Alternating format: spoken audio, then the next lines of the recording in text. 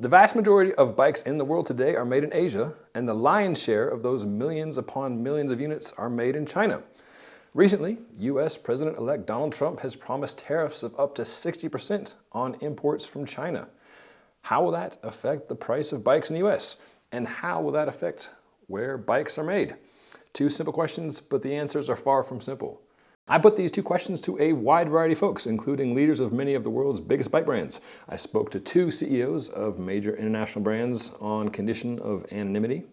A number of other brands either politely declined to engage or just straight up ignored my emails, which, fair, I understand it's a thorny issue.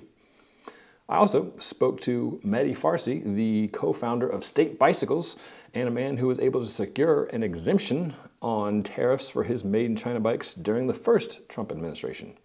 I speak to Josh Poertner, CEO of Silka, who, ironically, saw what was domestic manufacturing for him go offshore because of tariffs on raw goods, also in the first Trump administration. To be clear, many that I spoke to also expressed a lot of frustration with the current U.S. President Joe Biden's administration for letting many exemptions lapse, and now many of these companies, such as State, are now stuck paying the original 25% tariff. Lastly, I speak with Steve Frothingham, the editor-in-chief of Bicycle Retailer and Industry News. Steve is an old Associated Press reporter and has been covering the bicycle industry for a long time, and I speak to him about the research he's been doing on this subject. To be perfectly clear, these 2025 tariffs are proposed tariffs. They're not yet law, whether that's 25% on Mexican and Canadian goods being imported or up to 60% on Chinese goods. However, as I mentioned, tariffs have been a thing in the past two presidential administrations, so there is a bit of a track record for companies knowing what to expect here. When I asked point blank what a 60% tariff on bikes from China could mean for the end consumer, one CEO answered quite simply, your prices will go up. I also asked some pie-in-the-sky questions to these folks, such as, is carbon frame manufacturing a possibility on a large scale in Europe and the US? None seem to think that that was a possibility, but assembly of bikes and perhaps construction of related parts such as wheels can, and already in Europe, is a possibility for bringing some type of construction back to the countries where the brands have their headquarters. Not a single person I spoke to could foresee carbon manufacturing taking place in Europe or the US in a major scale, just because the cost of goods and the cost of labor is such a huge disparity between those places and what's going on in Asia today. For instance, one CEO broke down some numbers for me. He said, quote, it takes a staff of about 1,500 people to do about 15,000 bike frames a year. In a place like Myanmar, the all-in for employees is $60 a month, salary, uniforms, lunch, etc. And it takes about 160 to 190 hours to make a carbon frame. Now that goes down per unit with volume. In China, that cost is about $300 to $500 per employee per month. He gave another example, a 450-pound block of steel. Quote, not just the raw ingot, but machined into a mold for carbon, I will pay less in Taiwan for that than what I can buy just the block of steel for over here in the US. And it has been that way for 30 years. I also had an email chat with Jake Pantone, Vice President at Envy, which is manufacturing in both places. In Utah, in the United States, at their headquarters, they make wheels and a few other smaller parts, a lot of R&D done there. And then in Asia, where Jake was coming back from when we were having this email chat, is where the components that Envy produces are made. Jake had a lot of great things to say in email, and I'm going to put those in my newsletter. So if you're not subscribed to that, go to my website. I'll put a link up there. You can go there and subscribe, and I'll send out Jake's full thoughts in text form there, along with some context from other folks that I spoke to. My next video in this series will focus on brands manufacturing in their original locations, whether that's in Europe or the United States, companies such as Envy. So stay tuned for that third video in this series. But for now, let's dig into this issue of tariffs and the companies that are wrestling with that. We'll start with my conversation with Medhi Farsi, the co-founder of State Bicycles.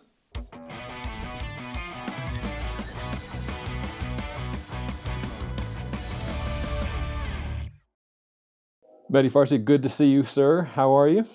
Doing great. Thanks for having me. Yeah. So first off, congratulations on 15 years of state bicycles. That's quite an achievement. So congratulations. I appreciate that. Yeah, it's been a long run, but happy we've made it this far, and we're excited for the next 15, hopefully. Yes, sir. Yes, sir. And it hasn't been a smooth ride. It's been a bumpy ride. And I wanted to pick your brain a bit about on what you've seen already happen and what your crystal ball holds for what you think could happen in the future regarding tariffs. U.S. President-elect Donald Trump has talked about up to 60% tariffs on China. Just recently announced, on his first day, a 25% tariff to Mexico and Canada. So first off, I'd like to know where your bikes are made, and do you think these proposed tariffs will change anything about where bikes are made? Yeah, I mean, certainly, kind of unpack that a little bit. Currently we manufacture our bikes primarily in mainland China. I would say about 80%. The rest is in Taiwan. Obviously, supply chain is global, so tires are coming from places like Thailand and Vietnam. So a little bit of all over the place. More recently as well, we've been doing a lot of assembly here at our headquarters in Phoenix. So there's different steps and different processes in order to kind of get a bike to a customer, and we do a little bit of everything. Regarding the tariffs, so it's something we dealt with back in 2017 or 2018 during the first Trump administration. There were subsequent rounds of exemption processes, exemptions granted, refunds of tariffs that were given back to us, re-engineering of our supply chain to some extent.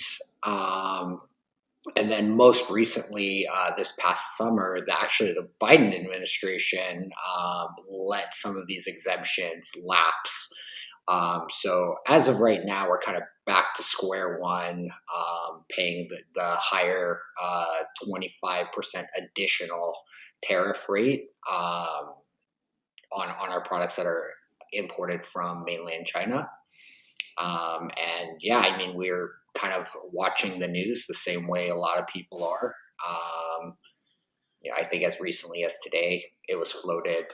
You mentioned Canada and Mexico are going to be getting tariffed, or I guess products are getting tariffed. They're not getting tariffed. And then there's been talks from anywhere 10% to 60% to China. Depending on the way things go. So all in all, we're kind of watching and weighing our options, because with any type of change there comes trade-offs, bad or good. And we're going to try to plan as long term as possible, even though some of these things change almost on a weekly or monthly basis. Sure. Now, I'm curious to know how this will affect potentially where you make stuff and how it will affect prices. One thing that state does very well is offer incredibly cost competitive bikes. I'm looking at your website now with some of these all-road bikes, complete bikes starting at $1,400 for a complete bike. A lot of companies Sure. are selling frames for more than that. Right. As you mentioned, with the tariffs were instituted on Chinese products in the first Trump administration, but you stayed the course manufacturing in China. Some other brands, CEOs and others who I've spoken to have said that while there's two basic strategies the last time around. One was to stay in China and suck it up, and some of that meant hurt to revenue, and some of that meant like prices to consumers went up. Another strategy was to go elsewhere: Cambodia, Malaysia, Vietnam. And I've been told that while in some ways that's cheaper, setting up a new factory from scratch isn't necessarily the easiest thing in the world. And then just the logistics, all the logistics, as you mentioned, that go along with that can be sometimes more difficult than just the price savings alone would warrant. So long rambling question to say, like, if the tariffs were up to 60%, would that be enough to make you look elsewhere for where you manufacture? Yeah, I mean, I think, when we're talking about the current state, 25%, and then, you weigh the cost of moving, also, the negative cost of, is quality the same when you're moving to a um, new part manufacturing partner, who doesn't necessarily know kind of the way you do things. There's some bad negative trade-offs there, but if it were to go to 60%, I mean, we would have to kind of not only go through our supply chain with a fine tooth comb and try to find, the most efficient way to do things. But we would also have to start looking at our, all the costs of the entire business in general to help absorb some of that. I mean, you can't necessarily have a blanket strategy in terms of absorbing those costs. Like, the margins in the bike industry aren't, I mean, they're decent, but they're not like I astronomical. see that Lamborghini parked behind you there, sir. Yeah, exactly. They're not Yeah. crazy to where we can just, cost of a product can go up 60%. We can just like move in stride.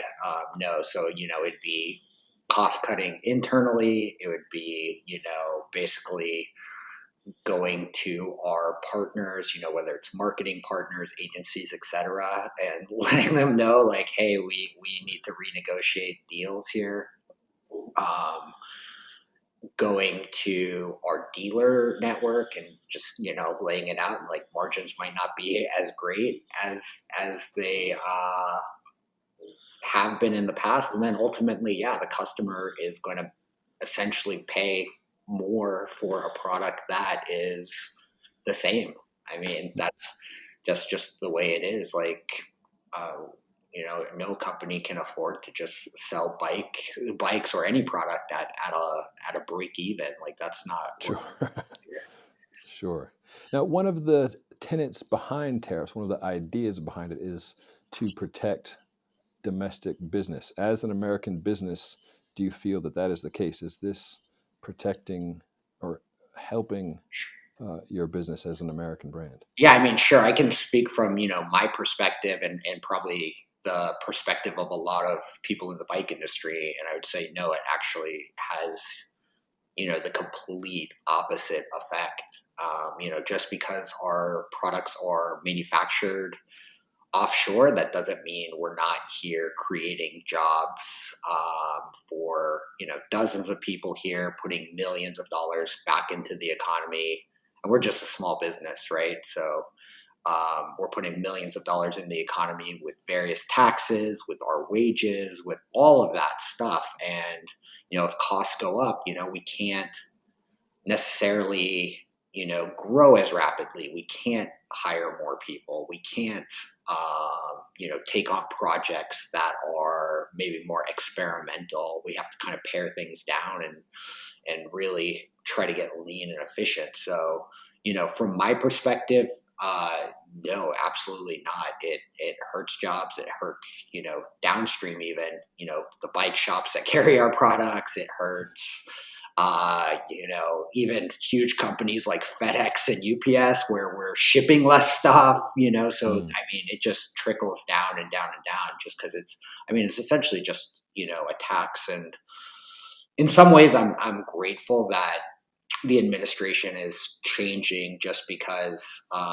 we've been dealing with it now since the summer and we're already starting to kind of wring our hands a little bit about it. And I think, with the new administration coming in, it is being brought up at least as a topic of conversation. And so, trying to find silver linings here, Sure. new sets of eyes to the problem. During the original Trump administration, we were granted an exemption. I think that, in certain cases, it makes sense to kind of onshore product. When we're talking about what happened during COVID, and we realize that most of our pharmaceuticals are made overseas, or you know, uh, products that are super high tech. as it pertains to AI or, national security and defense, sure, let's bring those things here. That makes sense. But at the end of the day, I don't see how it benefits anyone, to make a child's bike, go from the price of $150, $200 to, you know, $600 potentially or more if it's domestically made. Mm-hmm, mm-hmm.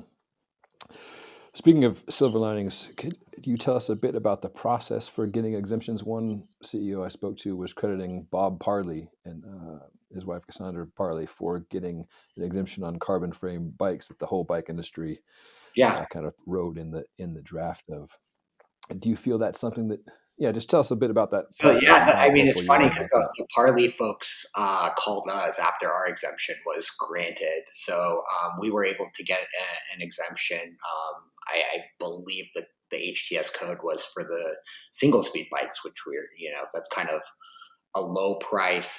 But yeah, I mean, every so often, the government, USTR might open up like a U.S. Trade comment period. Representative. Yeah, they might open up a comment period. As of right now, that's closed. But you lay out your case, kind of like what we just discussed. Our target is people who might not have a lot of money to spend on a bike.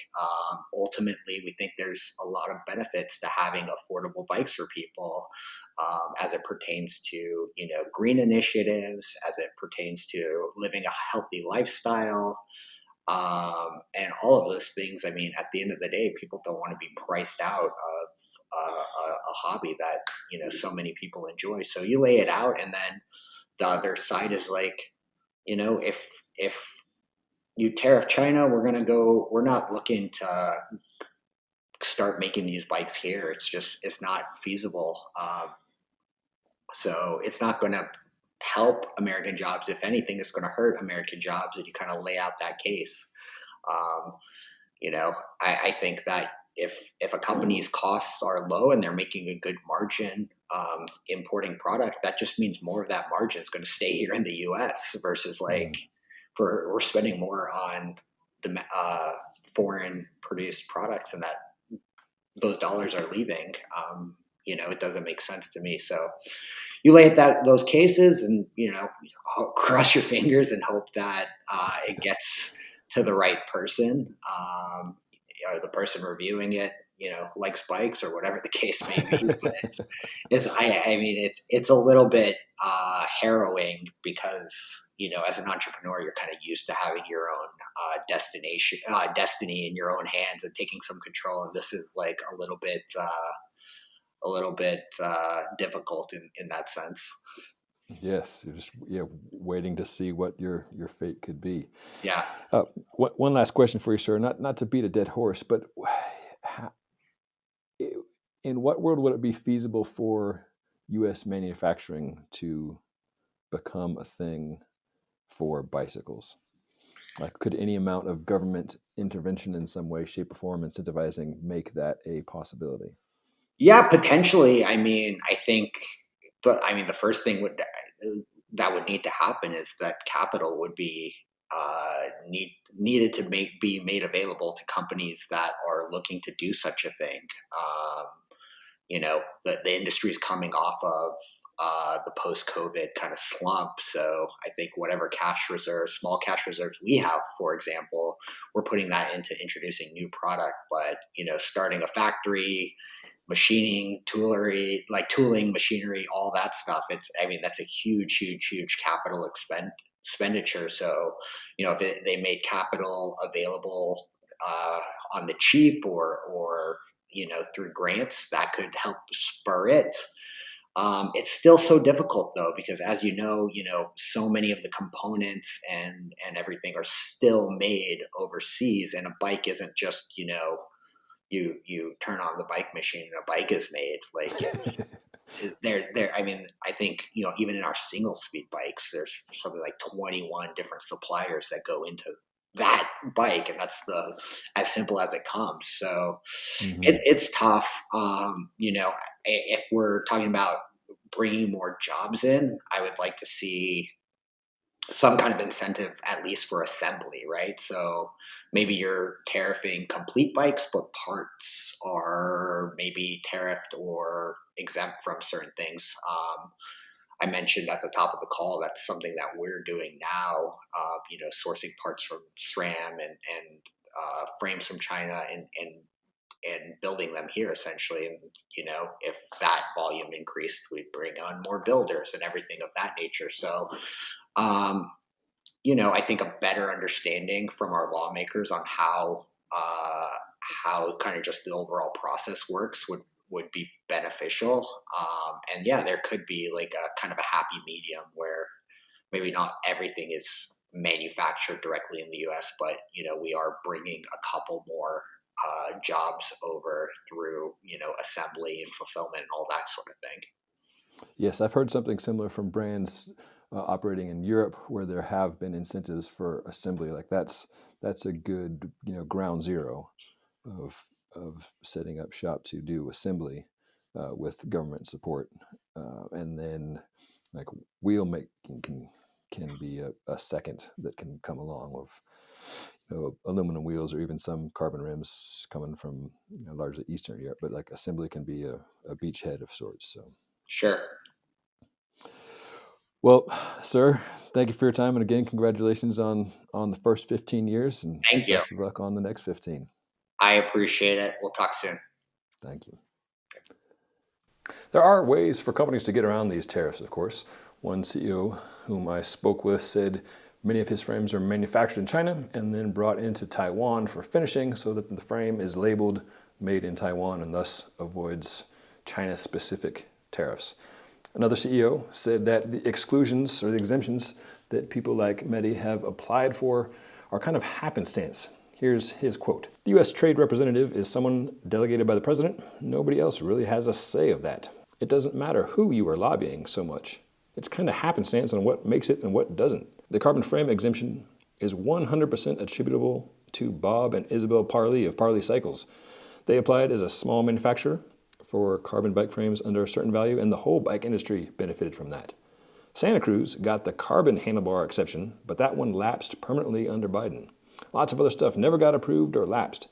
Now, we just pay 25% more for all our carbon handlebars, but it's still cheaper to do that than to make them here in the US. I mentioned to both of these CEOs my limited experience with Chinese factories as far as the working conditions and the setups. About 20 years ago, I went to the opening of a factory in mainland China that was owned by the Fuji parent company. Factory was nice, new. What was surprising to me was that concrete bunk beds were built in dormitory style there on the factory. There were 6, 8, 10 people staying in a room. Both CEOs said that experience, while only 20 years ago, was lifetimes ago as far as what's currently happening in China with the factories they work at. For instance, one CEO said, of the 3 largest carbon companies that I work with in China, a few have dorms or full apartments. Part of it is that they might be using workers from Cambodia or other places. Mostly, one factory I work with in China looks like a college campus with basketball courts, tennis courts, a working farm where they cook the food. There are nice apartments where some staff and management stay, but then more than half come in from outside every day. For a different perspective inside the bike industry, but not about complete bikes, I spoke with Josh Poertner, CEO of Silca, which manufactures much of its stuff in the United States, but now also manufactures some stuff in Asia. Silca, I should note, is an annual sponsor of The Ride here on YouTube. Josh Poertner, CEO of Silca, how are you, sir? Good to see you. I'm doing great. It's good to see you. So I've been talking to a number of folks about bikes and where they're made and how tariffs will affect the location of production and also the cost to the brand, to everyday riders. And I want to get your perspective as a man of the world on how your business could be affected, and then maybe your thoughts on the bike business in general. So just to start off with, where are Silca products made now? So pretty much all of our like lubricants, waxes, cleaners, all of that's made here in the U.S. We trying to think. We still make the ultimate pump here in the U.S., but components are sourced globally, so kind of a mix of U.S. and global source pieces. All 3D printing is purely domestic. bottle cages, titanium fabrication, welding, bending, that stuff, all U.S. And then we have a couple of stragglers. Our little crock pot wax melter, that's China. And then I'm trying to think of, I think that's it for China for us. And then all of the pumps that aren't the ultimate are now made in Taiwan. So which is different. We used to make all the pumps here and actually had to go to Taiwan during the first Trump administration when they put the tariffs on aluminum and steel. So that was kind of our experience there, that those tariffs had the opposite effect of intended, in that we saw aluminum and steel prices double, in some cases triple, on the raw good. And Imperial Frame Pump was a good example. I mean, my cost to buy the raw materials went up to almost be equal with what I was selling that pump for to bike shops. Wow. So when your cost of goods and your selling price become the same, you are no longer a profitable enterprise. And so we were actually forced to offshore almost everything we made at the time, around the 2017, 2018 period. So we're feeling a little bit safer today, although we'll see if they do what they say they're going to do. A number of companies have talked about getting exemptions, and after the first set of tariffs were put in place under the Trump administration, a number of bike parts or carbon frames were given exemptions that then lapsed under the Biden administration. Yeah. For Silco, with things like raw materials, are exemptions something that you, as a relatively small company in the global scheme, can apply for, or are you at the mercy of larger powers? Yeah, I mean, for us, most of our raw materials are like aluminum tubing, right? Which is like exactly the kind of thing that they want the tariff on. Unfortunately, I think, the exemption game to me is kind of fraught, right? It becomes a game of who we certainly saw that, right? I mean, products favorable to certain people of certain politics got exempt real fast, right? Or were exempt from day one. And then other people it becomes kind of a pay to play, which I think is exceptionally frustrating, right? Who can pay the most lawyers the most money to get their product exempt? I mean, we're like a 30-person company in Indiana, right? Like, it'll never be worth me spending $1 million on attorneys and political lobbying to get a tariff lifted, because I'm not even buying $1 million worth of stuff from anybody, So, yeah, I mean, I think certainly what we saw the first time around was that it really devastated local manufacturing, particularly here in Indiana, right? We've got the auto racing world, we've got biomedical, we've got military, a lot of aerospace. And if you weren't primarily biomedical or military or aerospace or government contracting, where a lot of those worlds kind of work in a cost plus, right? So your contract, if you're doing military components, it's raw material cost plus labor plus some sort of markup, right? Some sort of built-in margin. So if your raw materials double, you're insulated. You actually come out slightly ahead, right?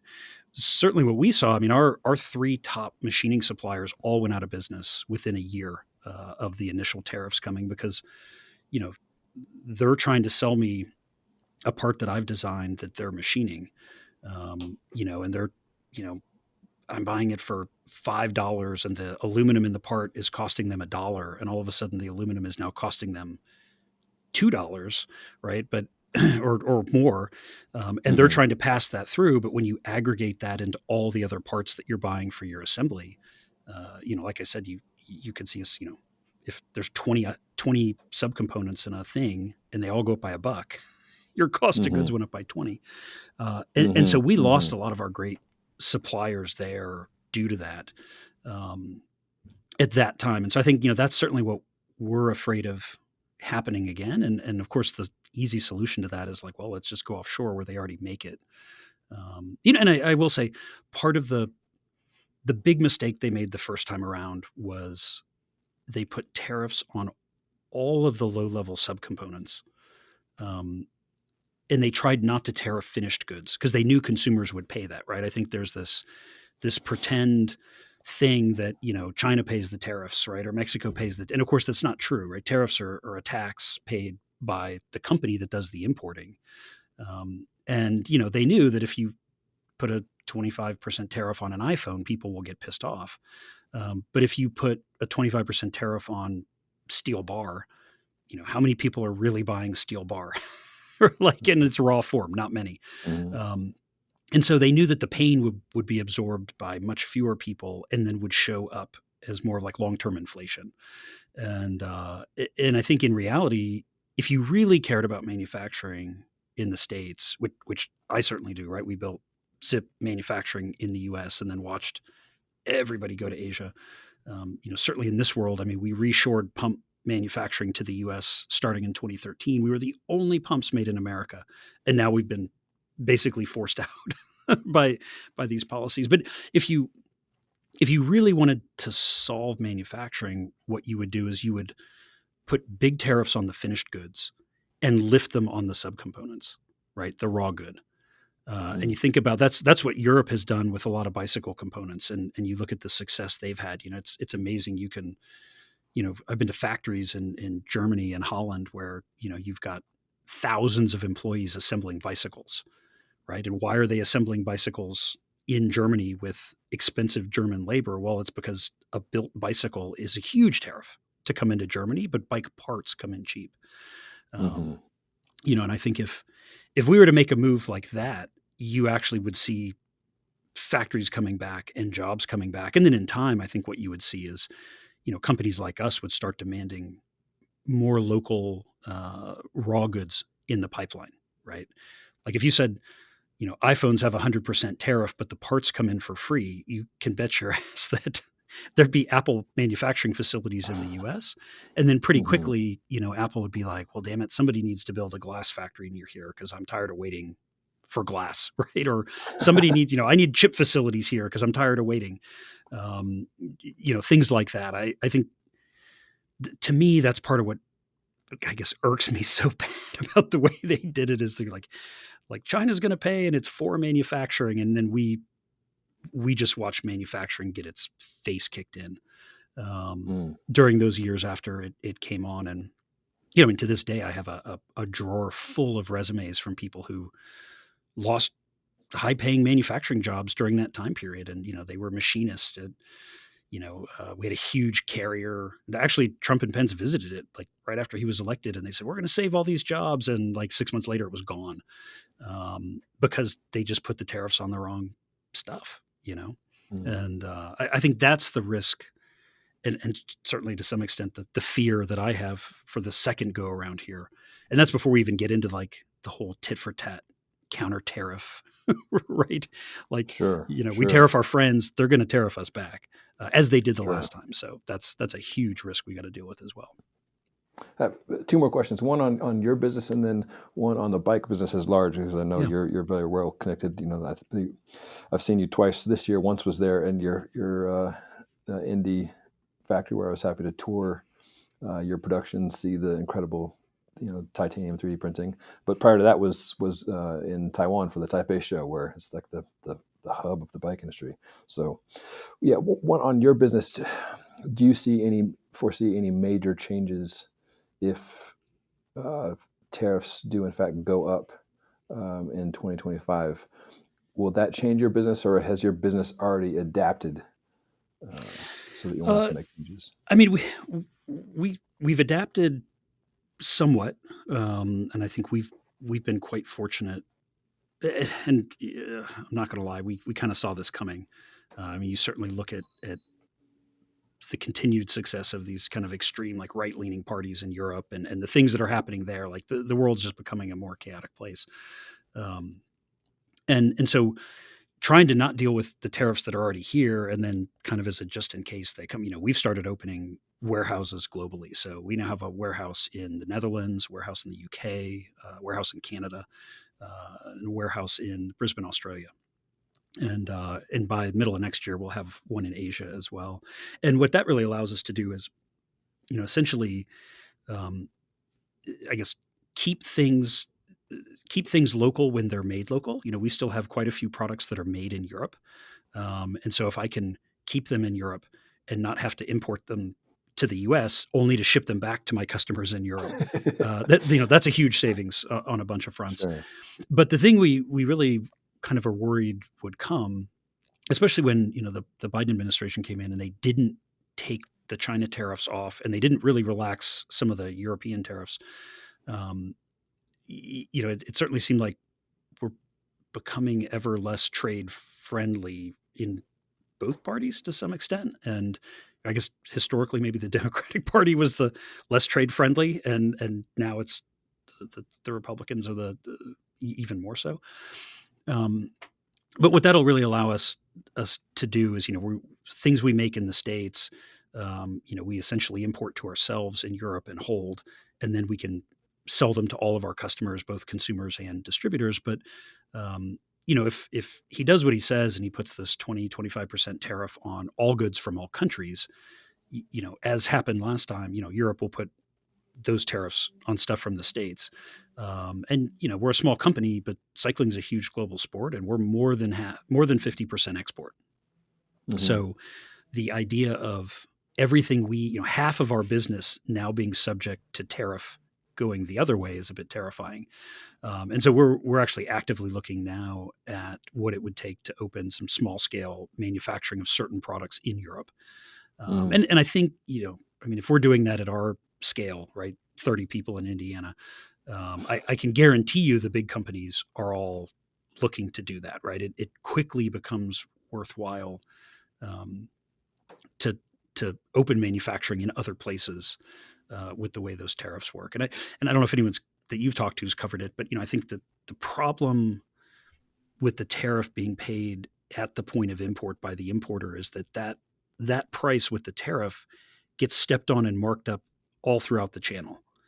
And so, you think like steel for us was the killer. We were using a lot of 17.4 stainless steel. We use that because it's magnetic, and the chuck on the Ultimate pump sticks to a magnet. So you could have stainless, but you could have it stick to the magnet. But what happens is steel's a global commodity. So if the price goes up 25%, in America because of China, it goes up everywhere by that amount. But the way it actually ends up getting made is you're generally bringing cheap ingots over from China. It's being alloyed into something fancier here, right? So you're paying that company to do the alloying. They're now marking that up for their profit with that tariff amount included, right? So their raw material went up 25%. If they're doing a 50% markup, well, they're now 50% marking up the 25% tariff, right? So it's an extra 12.5. But they're probably selling that alloyed ingot to like a tube mill, right? Or a company that does drawing, forging, forming, something like that. So that company's going to now mark up that more expensive steel that contains that markup.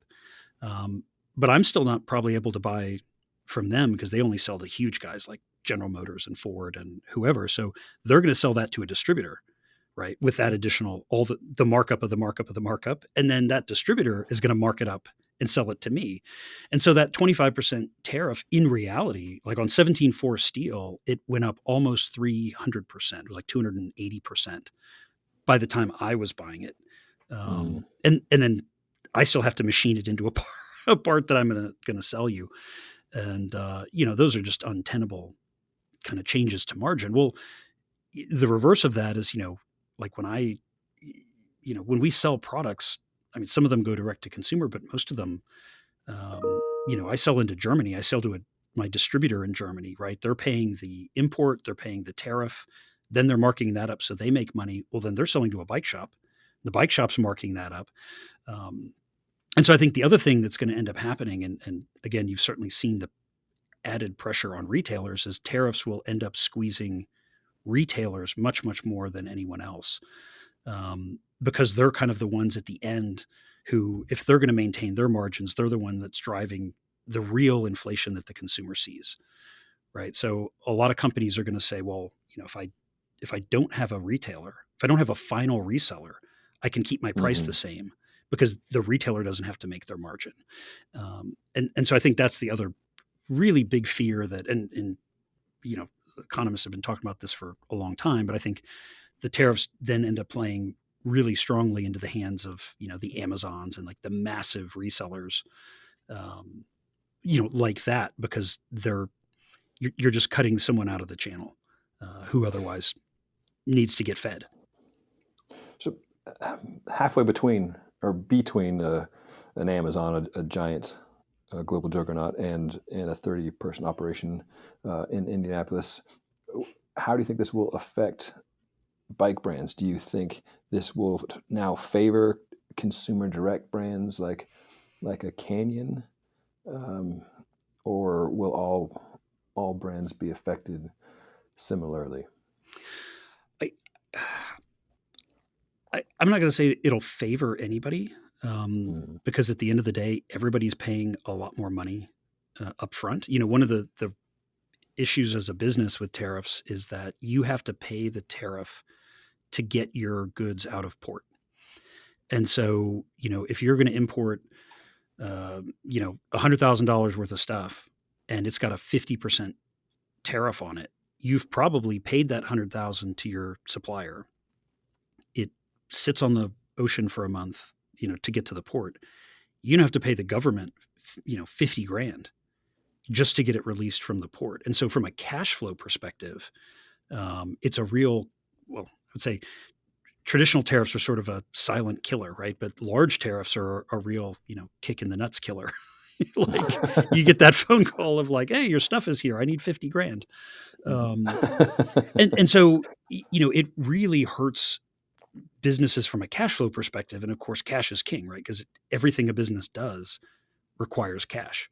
And so I think, it certainly, it will hurt the consumer direct brands less than it will hurt the distributed and the retail sold brands, right? Because you think of the cash cycle of, say, Canyon, right? They're probably paying 50% down to get that stuff manufactured, right? And this is pretty common with even U.S. manufacturing, but with Taiwan, I would say this is like the standard. You're probably paying 50% down to get it started. That company's going to take 3 to 6 months to get that made, right? Because they've got to buy the carbon, they've got to buy the paint, they've got to buy all the components. They're doing all this stuff. They get the bikes finally made in boxes, ready to put on a container, and they say, hey, I've got, 6 40-foot containers of bikes. I need the final payment to release it. Company pays that money. So now you're out of pocket for 100% of the goods. Those goods go on the water or in an airplane. They fly to the States. You pay to get them out of prison, right? Essentially at the port, whatever that is. And so that's cash out. And then on the upside, if you're a Canyon,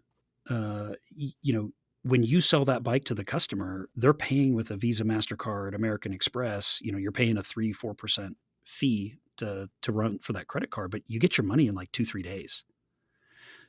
Whereas if you're like a Trek, you go through all that same stuff, and then that stuff, gets to Wisconsin. You've got orders from dealers. They're not prepaying because they don't have the cash, because the cash cycle of a bike shop is not good. So Trek is now sitting on that. Maybe it takes them a month or two to sell that to retailers, but the retailers that are out there, depending on kind of their standing, some of them probably have 30-day terms, some have 60-day terms. If you're a really good Trek dealer, you might have 180-day terms. So, that cash cycle for a company like Trek very likely may be out of their money for a year, all said and done, right? From the moment they place the order to buy those bikes to the moment they get paid, they could be out that money for a year. And so if you put a big missing tranche of money in the middle of that cash cycle, something has to give, right? So, either the prices have to go way up, or the order quantities up front have to go way down, or you have to start shaving margin, or changing pricing somewhere in the middle. There's just not, we're not like fine jewelry or sunglasses, or, we're not an industry with like insane margins, right? I think, if you're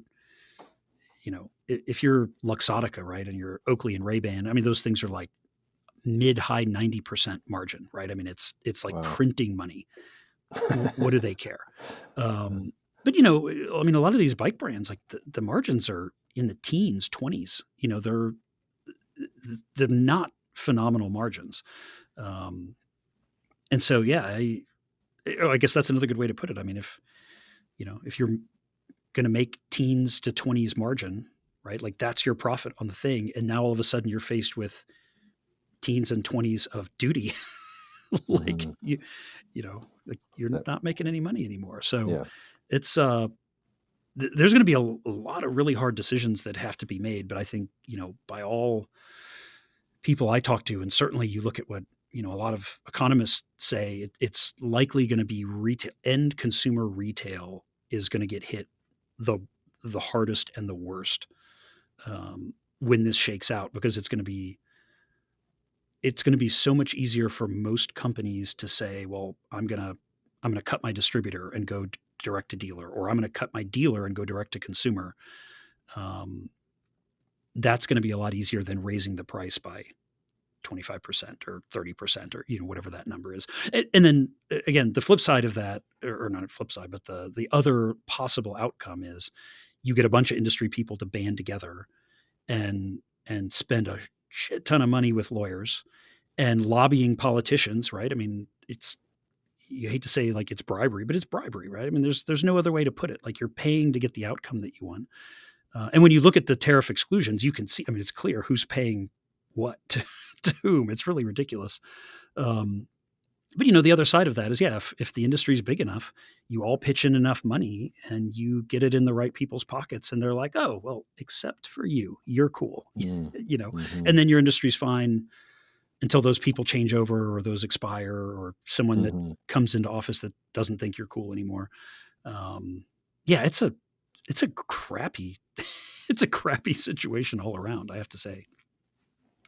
Yeah, it's everyone who I've spoken to has expressed a similar level of frustration with things just being out of their control. Like many people who get into manufacturing like making stuff and sourcing stuff, and part of that is being master of their own destinies. And now there's some very large variables that are very much out of their control, and just like have to wait and see and take lumps and then make adjustments accordingly.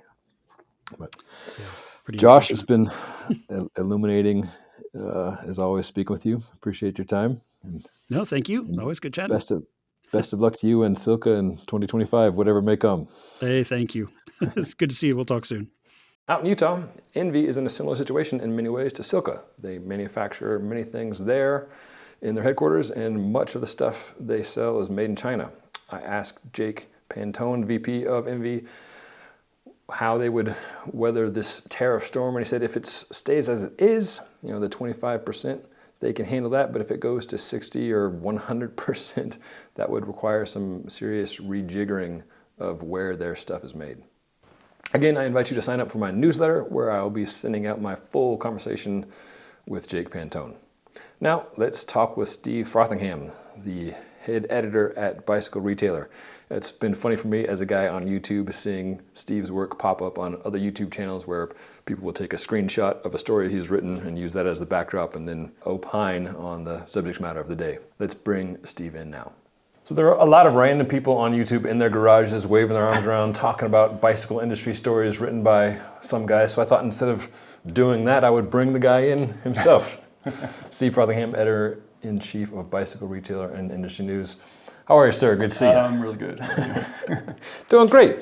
So I'm curious about what you were hearing about the proposed tariffs of the incoming Trump administration and how that will affect the bike biz. But I hope we can kind of set the stage for us a bit about where bikes come from. Where are bikes made? Where are most of the bikes in the world made right now? China. Most of the bikes are made there. If you look at what's coming into the U.S., something like 95, 98% of the bikes coming in are made in China. Mm-hmm. But most of those are $120 kids' bikes that are going to Walmart, Target, Amazon. Most of the bikes that the cool kids ride are not from China. Mm-hmm. So if you look at the dollars, I think it's something like only 48% of the dollars of bikes are from China. Mm-hmm. So less than half. The rest is mostly Taiwan, Cambodia, Malaysia, some other places. So most of the bikes that the cool kids are riding are not from China.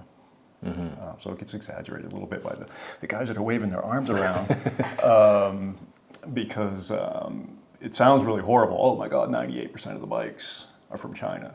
But most of those are the little kids' bikes down in the toy section at Walmart.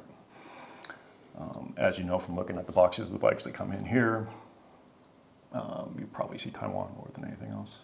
Probably pretty rarely see a dealer quality bike that's actually from China. More e-bikes. And a few nice bikes. I mean, some really expensive bikes, but some of the carbon frames. But most of the dealer quality bikes are not from China. There's a lot of exposure to China for parts and accessories, helmets. A lot of the helmets come from China. And some of the other accessories, shoes, and things like that. Maybe we could take a step back and talk about what happened in the first Trump administration when tariffs were put on bike stuff, and then there were some exemptions. Did that change where things were being made? It really didn't. I mean, I think there was maybe a little more movement out of China for some manufacturers of frames and of some parts and accessories. But that was already happening anyway. But the tariffs, as big as they were, the thing was, most of the tariff action that happened in the Trump administration was during the pandemic, which was just crazy. So, you know, if the tariff raised the price of something by 15%, that was nothing compared to what the pandemic did to the pricing, which was, the industry collapsed for about 6 weeks and then all of a sudden exploded in the other direction, for a year and a half, 2 years, and then deflated again, and so a 15% tariff in the middle of that really kind of got washed out. But I don't see many, I don't see any big giant bike factories being built in Waterloo or Bedford, Pennsylvania, or anywhere else. Maybe you do, but I haven't. No. I mean, everyone that I've been talking to about this has said that they've, in the last 10, 15 years, have moved some production around, but it's all in Asia somewhere else. So like in addition to U.S. tariffs, European anti-dumping duties have definitely made an impact in some countries. Some companies, instead of manufacturing in China, manufacture now in Vietnam, Thailand, Myanmar, etc. Or some still manufacture. One CEO I spoke to said, yeah, we still make a lot of stuff in China, then we bring it into Taiwan for finishing. Right. So then that product is labeled made in Taiwan, and that's a way to get around a tariff on Chinese-made product. Yeah. But no one who I've spoke to has said, yeah, we're going to make bikes in the U.S. or make bikes in Europe. Assembly seems to be a beachhead of sorts that some European companies are doing. Another CEO I spoke to said that could be a way to bring some bit of industry back to Europe or back to the U.S. is having some government relief on assembly. So by not being tariffed on the frames or parts that are coming there, by being able to say, hey, look, we're creating jobs, we're building stuff here. Right. That's a way to set up a shop, and then some other associated manufacturing can go along with it, like wheels. Yep. Like DT's doing some aluminum and even a little bit of carbon, I think in Poland, I want to say Eastern Europe. But yeah, they are. And I think they still make spokes in Colorado, don't they? Grand Junction? Yes, yeah. I don't know if they do some wheel building there too, maybe. I'm not sure. Yep, a little bit of wheel building there. Turns out wheel building is not as hard as you might think. I've been in a lot of aluminum wheel factories. They just get the extrusions and they roll them. It's a pretty low technology process. Zip aside, and head aside, envy aside. On the assembly, the problem that a lot of people were complaining about during the current tariff situation is that complete bikes and complete e-bikes from China were given an exclusion from the tariffs. So you can bring in a complete bike with no tariff, but the parts had a tariff. So it was set up perfectly to discourage assembly. So if you wanted to assemble an e-bike here or a kid's bike, you would be paying tariffs on all the stuff you brought in. And then you would be competing against your buddy who imported a complete bike out of a container and didn't pay a tariff. So a lot of it's in the details, and you got to get it right. And that's why, the EU dumping, EU imposed an anti-dumping duty on Chinese e-bikes a few years back, and it encouraged manufacturing to move back to Europe. Giant opened a factory, I think, in Hungary. There's a few other factories there. There's some motors being made there, as you mentioned. DT's making wheels in Poland, and there's other parts. And that's because they did it right. They put a tariff on complete e-bikes, and then they did not put a tariff on some of the parts. And they also, how you define an imported bike, or what the country of origin is for a bike matters. In the U.S., we do it by frame. Even if it's a cheap aluminum frame with a $1,000 Bosch e-bike motor on it, if that frame came from China, it's a Chinese bike in terms of the U.S. customs. In Europe, they look more at the added value. So if you take even a Chinese frame, but you put an expensive Bosch motor on it and some DT wheels, it's a European bike. Interesting. So, those are some of the little details that would have to be changed in order to encourage manufacturing to move back. And so you can do it the wrong way, like it was done over the last 8 years, which, near as I can see, did little to nothing to encourage any kind of domestic manufacturing. Or you can do it the right way, and it might work. It might encourage some movement back here. One common theme I've heard in the folks I've talked to is frustration and not knowing what the future holds, and things changing year to year.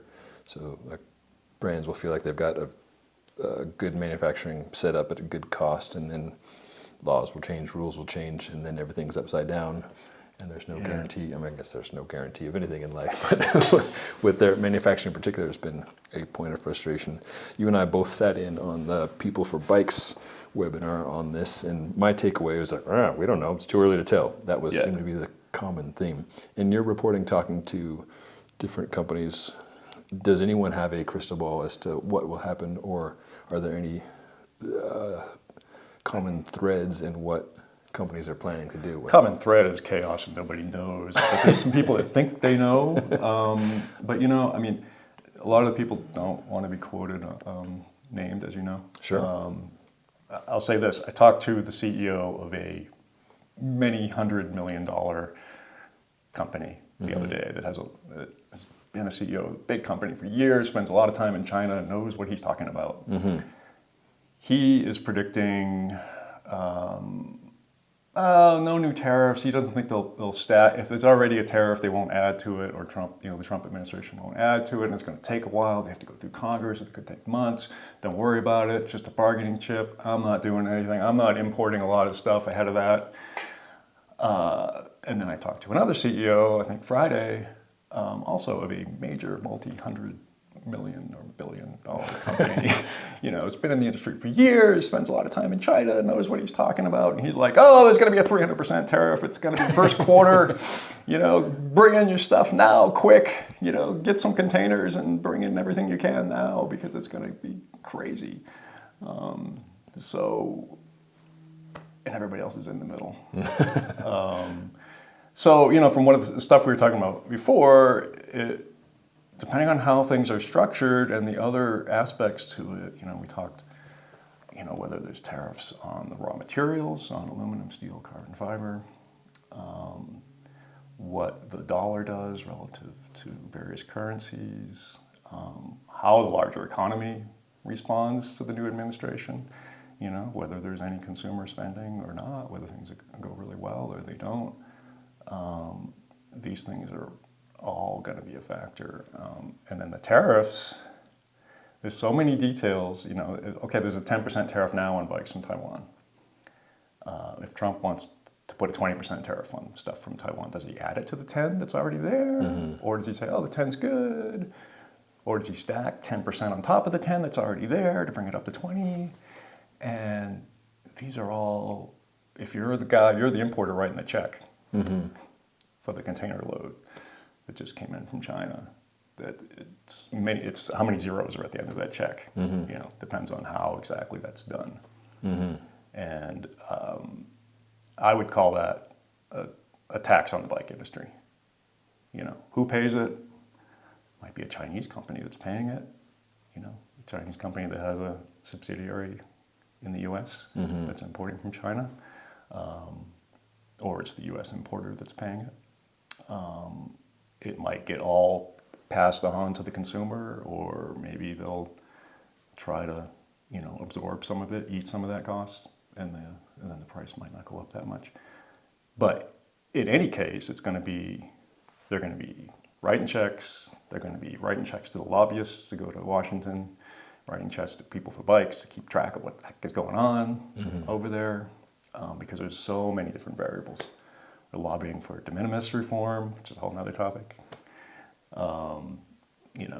GSP and most favored nation and all this fun stuff. And there's going to be a lot of people in the industry paying attention to that when, we'd rather have them writing checks to sponsor, a gravel team or lobbying to get bike paths built. Not just trying to we got to get an exclusion it's going to expire in 18 months and we're going to have to request an exclusion again. Or no, we got to fend off this thing over here or fight for this thing over here.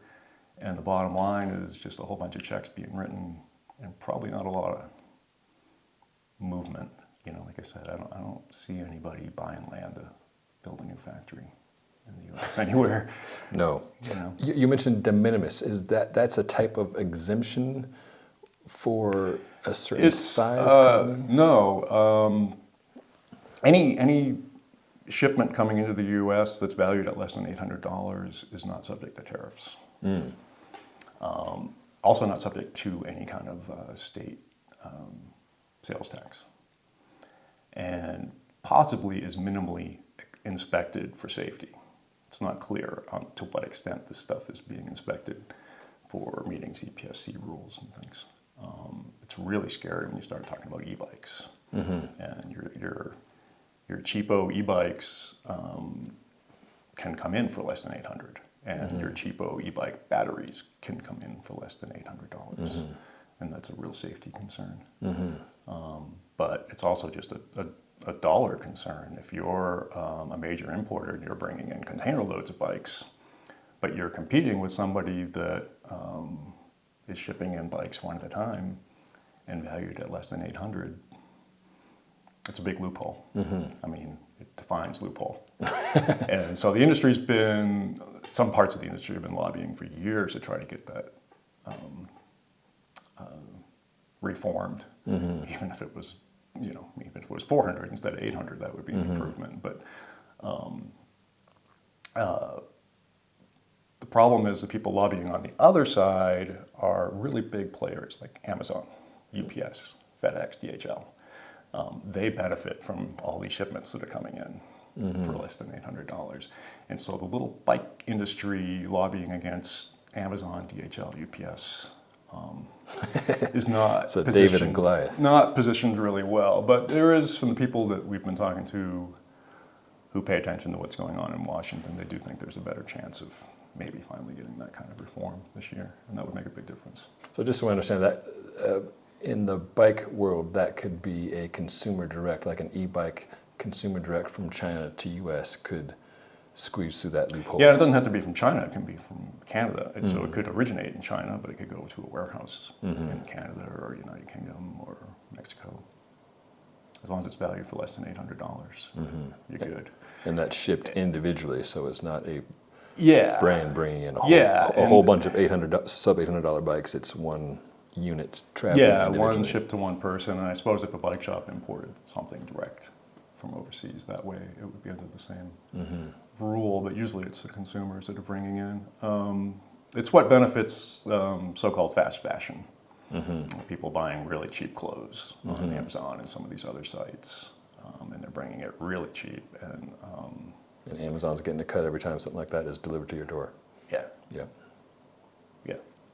So that's another thing that we're watching, and especially given if you're talking about a new 60% tariff on Chinese stuff, but they can bypass it by bringing in one at a time for less than 800. That's like the worst of all worlds. So it's another thing to watch. Many things to watch. Yeah. One more super broad question for you. What's the state of the bike industry in general? How's the bike world doing out there? A lot of people I talk to are still sitting on a lot of inventory.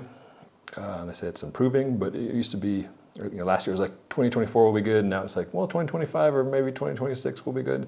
When will we be good? Make it to 25, or what's the little phrase? Yeah, it keeps getting pushed out. I could probably go back to some articles I wrote a year ago where somebody said, well, it'll get better first quarter 2024. And now they're saying first quarter 2025. But I mean, there are inventory numbers that are available from People for Bikes, and it's been a pretty sharp decline. Every month you look at the inventory in the system and it gets a little bit lower. It's still higher than it was before the pandemic, though. And it's really spotty. There's some categories of bikes probably held by some bike companies that are way oversupplied, and then there's others that are still hard to get. So it's really spotty all over the place. And then I don't know how many.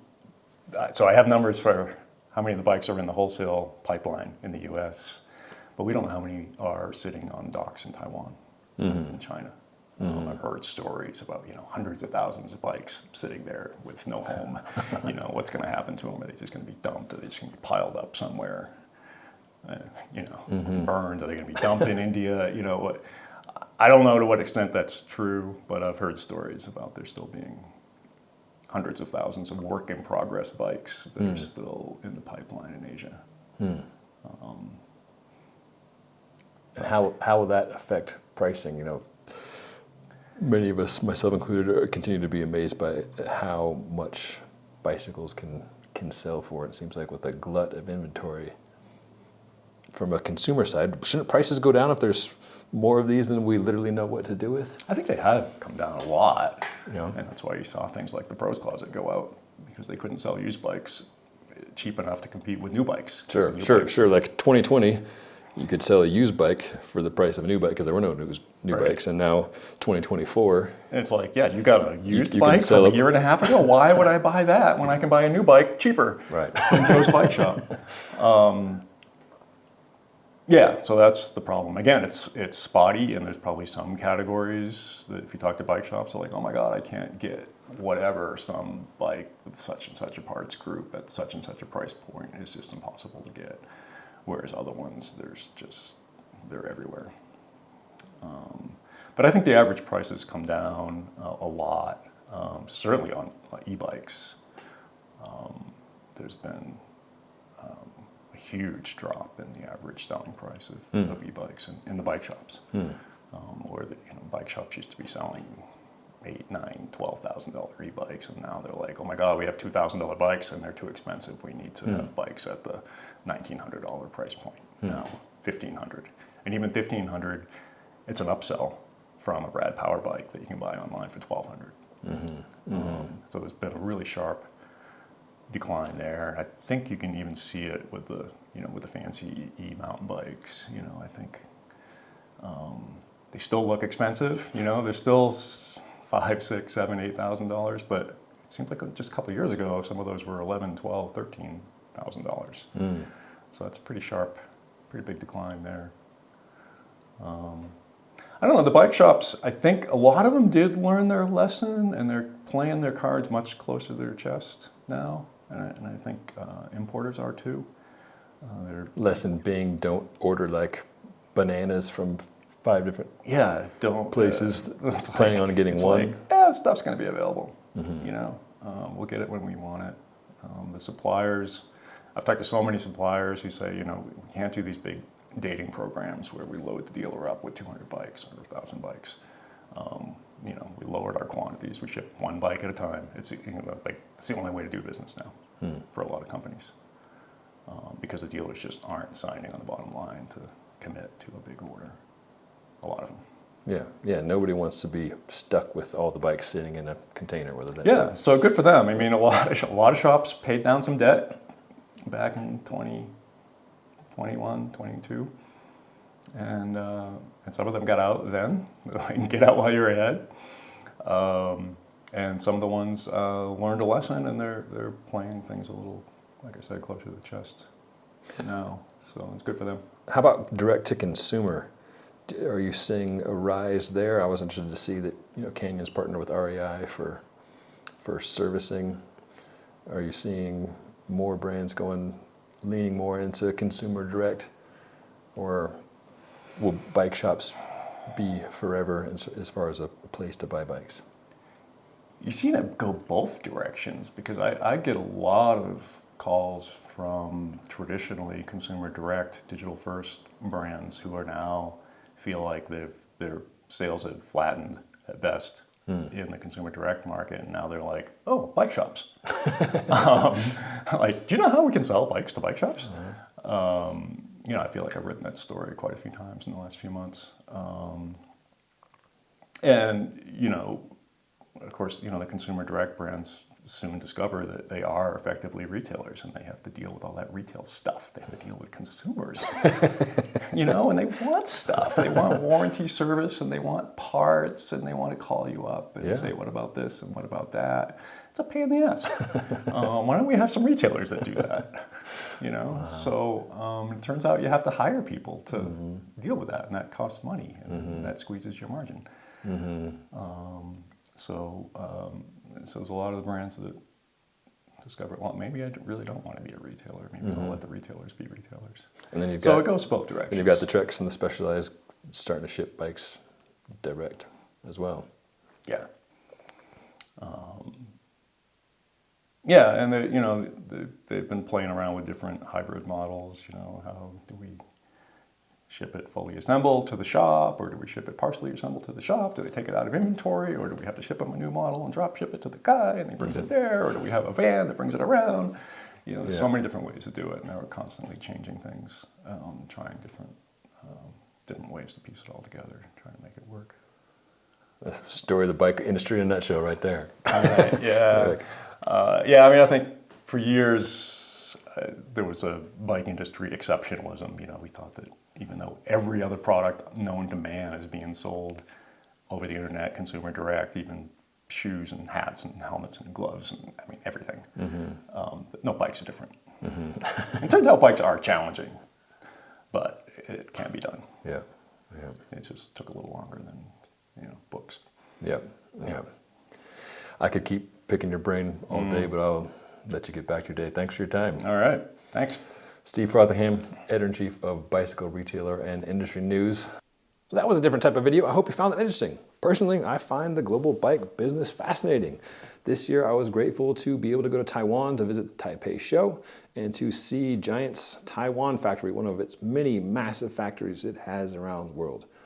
Next year, I hope to return to Taiwan and even maybe go back to China to see how bike production is being done there now. Next up, in my Why Your Bike is Made in Asia series, I speak to some brands that are bucking the trend, making bikes on a small scale or parts on a larger scale, either in Europe or in the United States. So stay tuned for that. In the meantime, I hope you can get out there, wherever your bike is made, and enjoy the ride.